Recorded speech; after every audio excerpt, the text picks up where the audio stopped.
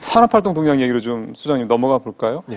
일단은 오늘 전체적으로 내용을 한번 쭉 보셨을 텐데 네. 어떤 게 주목되시던가요? 저는 먼저 이제 기사들이 많이 나오던데 안 좋다. 근데 그 안 좋다는 얘기를 하기 전에 두 가지는 명심해야 될 것 같아요. 9월 산업 동향 같은 경우, 산업활동 동향 같은 경우를 볼 때 상당히 주의해야 돼요. 네. 첫 번째는 추석 연휴가 껴있기 때문에요. 명절이 있기 때문에. 그렇습니다. 이제 지난해는 10월이었는데 이번엔 9월이었거든요. 9월이었죠. 한 예. 4일 정도가 조업 일수가 적었다는 걸 염두에 둬야 되고, 두 번째는 이제 미국에선 뭐 영국도 그렇습니다. 믹스드 블레싱이라는 표현을 쓰는데 좋은 지표도 좀 있고 나쁜 지표도 있어서 이걸 뭐로 해석해야 될지 모르겠다. 이걸 축복으로만 보기는 힘들다 이런 얘기인데, 이번 보면 아까 소개해 주시던데 투자 쪽은 괜찮았거든요. 이건 굉장히 오랜만에 좋은 소식이고, 그러나 이제 광공업 생산이라든가 소비 쪽이 안 좋았기 예. 때문에 오늘 통계청 실무자가 한 표현입니다만 이 말에 이제 고민이 담겨 있다고 봅니다. 뭐라고 그랬어요? 현재 경기 상황이 안 좋다고 말하는 것을 부정하기 어렵다. 해석하기 어렵죠. 그러니까 안 좋다는 얘기입니다. 왜 이렇게 표현하느냐 하면 정부로서는 경기가 지금 회복 중이라고 그동안 얘기해 왔는데 경기 전환점이라고 이게 바뀌었다고 얘기하기가 쉽지 않아서 이런 표현을 쓰는 건데, 결론은 추석을 고려해도 좀 안 좋다 이렇게 보셔야 그거는 되겠죠. 맞는 것 같습니다. 네. 여기서 이번 9월 산업활동 동향을 조금 더 깊이 있게 한번 들어가 보기 위해서요.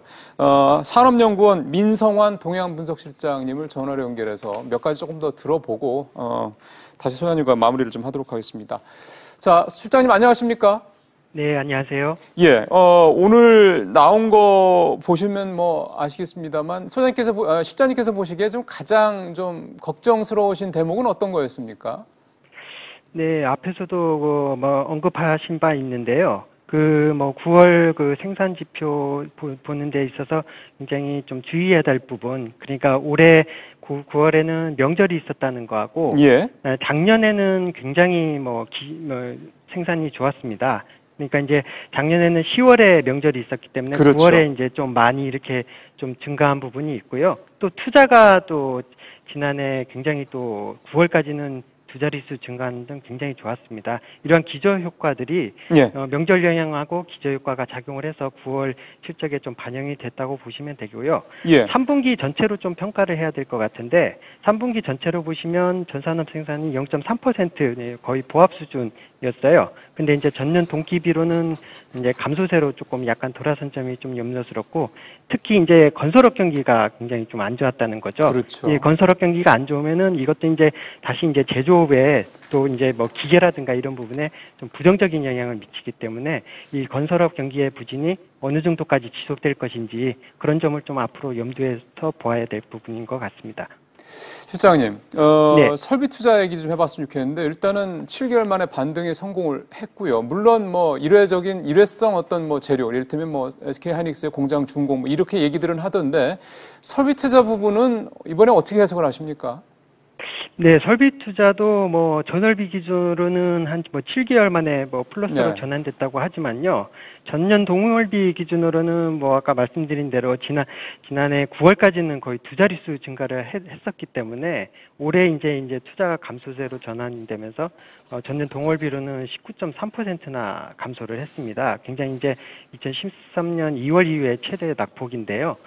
한국은행이 이제 지난 몇 주 전에 3분기 성장률 내역에서도 이제 설비 투자가 감소를 하고, 또 이제 건설 투자와 맞물려 가지고 이제 전체 성장률을 좀 2%까지 끌어내리는 그런 요인으로 작용을 했었거든요. 근데 이제 설비 투자 이런 좀 추이를 보시게 되면, 지난해에는 이제 반도체 이제 이쪽 전자전기 이 부분에서 굉장히 많이 증가를 했다가, 이제 반면에 이제 작년에는 이제 운송장비 부분이 안 좋았는데, 올 들어서는 이게 거꾸로 역전이 돼가지고 기계류가 상대적으로 좀 굉장히 좀 안 좋은 그런 모습을 보여주고 있고, 운송장비 부분은 반면에 조금 이제 그동안 안 좋았던 부분이 약간이나마 아직도 안 좋은 건 사실이긴 하지만 그 부분이 좀 완화되는 모습이 아닌가, 그렇게 좀 판단을 하고 있습니다.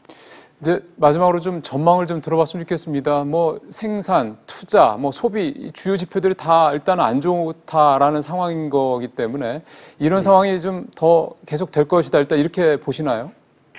네, 저는 개인적으로 우리 경쟁 성장률이 지금 그 추이를 보시게 되면 그 지출 항목별로 보시면은 설비 투자와 건설 투자가 굉장히 지난 최근 2010년 이후로 굉장히 많이 끌어왔다. 특히 이제 건설 투자가 2013년부터 굉장히 확대되면서 오버슈팅된 부분이 있고요. 예. 그리고 설비 투자 같은 경우에는 작년에 특히 이제 반도체 부분에서 투자가 굉장히 확대가 되면서 이제 우리 전체 경제 전체 설비 투자가 뭐 늘어난 것처럼 보이는데 예. 이 부분들이 이제 조정 국면으로 좀 진입하고 있는 게 아닌가 좀 그렇게 생각이 되고 있고 네. 이런 불균형적인 좀 구조를 좀 이제 조정돼 가면서 지금 아직까지는 소비는 뭐 그렇게까지 아직 꺾이는 모습은 아니거든요. 그래서 그렇죠. 이제 소비 중심의 어떤 성장세가 좀 이어나갈 수 있는지 그리고 이제 대외 불확실성 요인들을 좀 감안을 해서 앞으로 이제 경기 추이를 좀 봐야 될 것 같습니다.